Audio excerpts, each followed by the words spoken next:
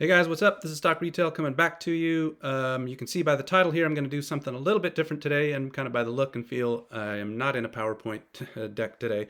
I'm going to go ahead and share my letter I sent to the court back on May 30th. If you remember, the deadline was May 31st, so this is a little bit old now. I've just been real busy, and I had kind of promised at one point with a lot of apes that I would share my letter. I'm going to go ahead and do that today. So if that's not your cup of tea, well, then maybe this video isn't for you. But I know there's some folks who kind of wanted to see my point of view and what I wrote to the court. So I'm going to go ahead and share that. Before I do, real quick, I'm having a lot of fun seeing the court's response to basically the Short and Distort crew, and to see them honestly kind of get owned by that crew. If you haven't seen yet, like Al from Boston completely disappeared, shut down his Twitter account. Ethan's getting owned. Basically, Brian Tuttle, who also, if you didn't know, he's on Twitter with an alt that's kind of been outed. The whole crew is just getting seen through. Af Holter got shut down today as well. It's honestly been a pleasure to watch this court see through them. You'll see that a while back I kind of implored the court to see that as well. That's going to show up in this letter. But honestly, I don't think they needed to hear from me. I think what you're seeing is the difference between people who are low-level sentiment influencers and try to make you think they're smart, and between them and people who actually have some education. And the court's just kind of cutting through them like a hot knife through butter, in my opinion. But so if you want to see that, maybe go to Twitter, look up some of the folks who are posting updates from the court. One is a Twitter handle called America. That's one that I've seen quite a few posts from. I've even commented on a few of their Twitter updates. And you'll just kind of see the court is just basically shutting these guys down. And it's comical to watch. It's also a little bit infuriating. But, the fact that these guys are getting owned, it's about time. And, I think it should also help you see who these people are and how they don't need to be listened to. I mean, if they're this badly informed and this bad at, discussing real matters in front of the court, they're kind of doing a big self-own, which I'm loving to see. So, all right, so my letter, why don't I just get to that? If this isn't for you, I understand. Honestly, at the end, I'm just going to kind of wrap up anyway and say, hey, this court case, it's going to come and go. What to me matters, what I keep having in front of my face, and I want to just encourage you all, is focus on the business, right? Like I've said before in one of my other videos that I believe this quarter is going to be record revenues for AMC. I put myself out there a little bit with that forecast. But since then, some of the movies have even outperformed yet again some of my expectations. Go see a movie, buy popcorn, use the credit card, support AMC. I've actually got here, if you haven't heard of AMC Gorillas, check that out on Twitter. It's just a lot of people sharing energy and excitement around the movies. So that's another thing you can do. And that goes outside of, a lot of us, it's apes talking to apes, right? And we encourage each other. We educate each other. We do DD. We help each other. That's awesome. But sometimes there's a time and a place for reaching beyond our sort of like little circle and helping generate energy and enthusiasm around movies. And that doesn't have to be about the stock. So that's why I've started to use some of their imagery in my videos. Check that out sometime. All right, let's get to the letter. So I'm just going to read this. Might feel a little dry. Let me make this a little bigger for you too, so you can kind of see it on the video. And away we go. All right, so to whom it may concern. I'm writing regarding the AMC class action lawsuit and settlement regarding the reverse split of AMC and the conversion of APE to AMC common shares. Firstly, I'd like to share my significant frustration with and opposition to the plaintiffs. Their entire case hinges on suggesting the common shareholders are being harmed. They also purport to represent the class of common shareholders. Since they're so concerned for and focused on the common shareholder, let's consider the set of facts at hand. First, I'd like to ask, what is the case law for shareholder proxy votes? This is a genuine question I pose to the court, as my background is business operations, not case law. I believe it would be reasonable for me to assume when a proxy vote reaches a quorum of shareholders, that vote is upheld. I'd go further and suggest to deny a quorum of shareholders would, I hope, be unprecedented. That's the first point I'd like the court to address explicitly in this case. Why would a quorum of shareholders voting not be upheld?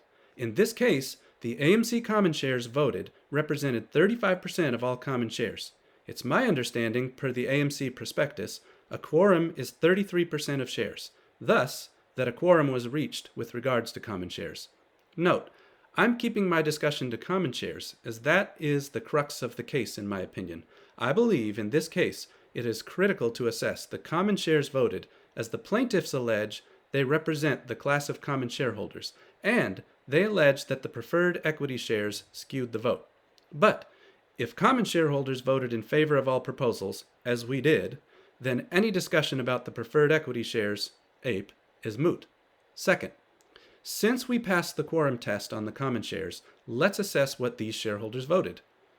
Proposed increase in the amount of shares. There were voted shares of 182.4 million, that's 35%. 132.2 voted for, 47.4 voted no, 2.8 abstained. Here we see 4 votes outnumbering no votes at a rate of almost 3 to 1, or 2.79 to 1. What's more, we find that of the entire free float, which was approximately 519 million at the time, only 9% of all shares held represented shareholders who were opposed strongly enough to take the time to vote no. Less than 1 in 10 shares voted to oppose this measure. This is telling, especially as plaintiffs seek to represent a class which voted yes at a nearly 3 to 1 ratio, and they wish to suggest that class is opposed to the proposals and was somehow overridden by preferred equity shareholders. Also, presuming most of us do not hold both, which is an entirely separate discussion, and I believe false. Proposed reverse split. 182.4 million total votes. 128.4 million for, 51.4 million no, 2.6 million abstain. Here again, we find a far greater rate of common shares voting yes, 2.5 to 1, than those voting no. And once again, less than 10% of total shares outstanding voted no. Here again, the common shareholders voted and overwhelmingly were in favor in relative terms compared to no votes, while having achieved a quorum. Okay, I'm going to pause there, guys. Here's what I'm doing.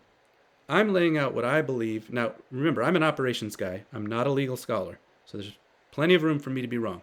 I'm laying out there are certain tests in courts. One is kind of a reasonability test. So that's where I've kind of addressed some reasonable assumptions here. Another is just general business, kind of case law precedents. If you achieve a quorum in a proxy vote, it's upheld. So I'm just appealing to history and to reasonability. These are kind of tests in court. All right, let's keep going. This case purports to represent and protect a shareholder class plaintiffs claim are being harmed. The problem is, the shareholder class's vote is effectively being ignored. I ask, what does greater harm to this shareholder class than to nullify their vote and/or force them to pay a settlement for the privilege of seeing their vote executed? What is the precedent set? Why wouldn't future minority objectors use this case as precedent to fight shareholder proxy votes they don't like? Consider the possible outcomes of this case. In the scenario where this settlement is approved, shareholders will have seen their share value harmed by legal fees, both for defendants' counsel and for that of plaintiffs. I'll pause there, guys. AMC does have basically lawsuit insurance. They're fighting with the insurance to kind of cover that. But nonetheless, there is an amount they put in the last earnings, if you watched my earnings video, that they counted as an expense for this case. So it's already harming us on our share price because it showed up as an expense that they're carrying. All right, let's keep going. This is in effect a fee on the shareholders supposedly being represented. This also enacts an action, the 1 to 7.5 share dividend settlement, the shareholders did not vote on. 2. In the scenario where the entire vote is denied and AMC is not allowed to proceed, so 1 was, hey, let's go through the settlement. 2 is they just even throw the whole thing out and don't even let us proceed, all right? So in that scenario where the entire vote is denied and AMC is not allowed to proceed with the conversion and reverse split, shareholders will see their vote completely nullified and see a minority group hold this company and our portfolios hostage. The rule of law will take a harsh blow in this scenario, as the shareholders' trust in the justice system and the value of our proxy vote will be greatly eroded. What's more, many of us who voted yes did so in order to give the company access to capital. Pause there again. I've had some questions because I've harped very loudly that I believe AMC is now in a cash flow positive business for this quarter and beyond. Some people mistook that to think that somehow I was against the conversion. Guys, I voted yes. If you've watched any of my videos, you would know that I voted yes. So just putting that one to bed. All right, so what's more, many of us who voted yes did so in order to give the company access to capital. It's my belief denying AMC access to capital through further delays, or worse, by denying our vote, is the real harm being done to us as common shareholders. Before getting to my final request for the court, I must discuss some of the history of the AMC investing community. For 2.5 years now, I've been invested in AMC and have been active in the online communities of AMC, in Twitter, Reddit, and YouTube. And I know some of you are out there even in other communities. I have 21 years of experience I've taken out the company, and hold 2 master's degrees in business. I have invested in equities for 24 years. I say this to share that I am no basement dweller. That is but one of many insulting labels I've had hurled at me by media, billionaires, yes with a B, and accounts paid to push negative sentiment. It's been amazing to me how many well-connected accounts feel the need to take time to attack me individually and to attack the company I'm invested in. I'm watching this court deal with several accounts we in the AMC community have long been aware of. By the way, I wrote this letter before they really started shutting these guys down, and so I'm loving watching all of that too. All right, I implore this court to have the good sense and wisdom to see through what is happening. Primarily, I appeal to the simplest of ideas. No one attacks their own investment. Over and again, a few loud voices have attacked AMC investors, AMC leadership, and now AMC proxy votes. To what aim? The logical end of what these accounts, and I called 2 of them out in particular, I should have maybe named a few more, but e.g. Matthews, Leibowitz, I think it might actually be Leibovitz, are pushing, is to deny AMC access to capital. That is not healthy for any business and would be the real harm to shareholders. It's well known short investors attempt to embroil companies in endless lawsuits. I ask you to look further into the backgrounds of the people being the most vocal in opposition to this company. Even a cursory search of their past activities, both on and off social media, will be enlightening. The notions of short and distort and of paid sentiment influencing come to mind. And now you'll notice some of these people have kind of tucked tail and run since this. All right, here are my requests of the court. So I finally get to the point. I'm a little worried, you guys. We're finally to the point. This is what I asked, in case you're curious. All right, so here are my requests of the court as a longtime common and preferred equity shareholder. In order to uphold the common shareholder vote, and in order to provide the company with access to capital, I'm asking the court in priority order. So in other words, I'm good with either of these, but this would be my order of how I'd like it to be.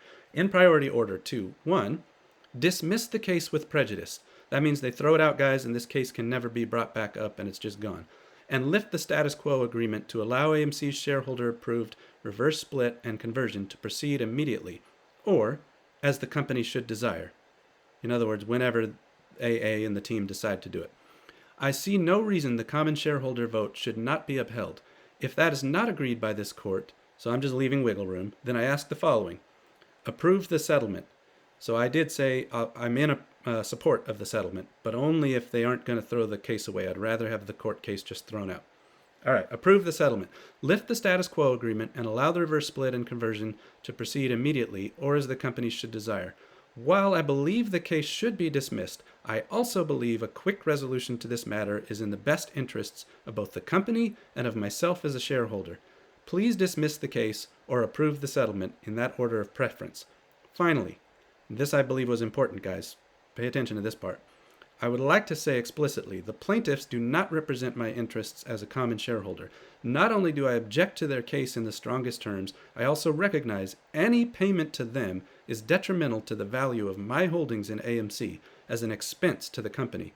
Effectively, the class they claim to represent will pay them for representation we did not ask for and which we do not agree with. Please deny plaintiffs any compensation from AMC.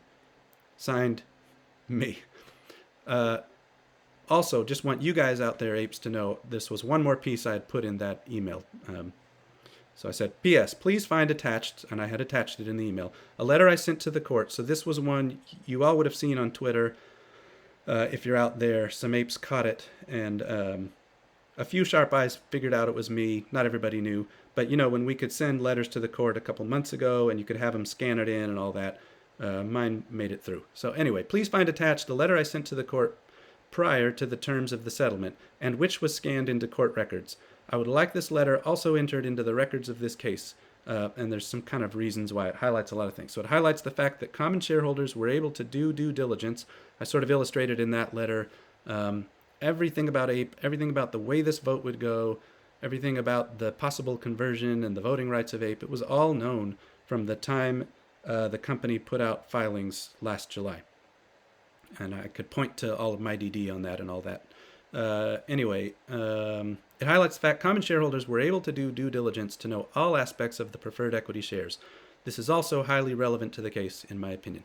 Okay, that's a lot of words to basically just say, these guys are not longs, they're shorts. They are attacking us and trying to delay this case. Please just end this thing. That's basically what I said. I'm still 100% in favor of AMC having access to capital. I always will be. I trust this leadership team, both implicitly and explicitly. I look forward to what they're going to do with the capital they can have. And yes, that's dilution. And I've talked about that on plenty of other videos. I even did a whole video on dilution and how good leaders can use that to actually create more value than the amount of dilution, which makes our stock go up. So, yeah, good luck, Shorty. Let's go.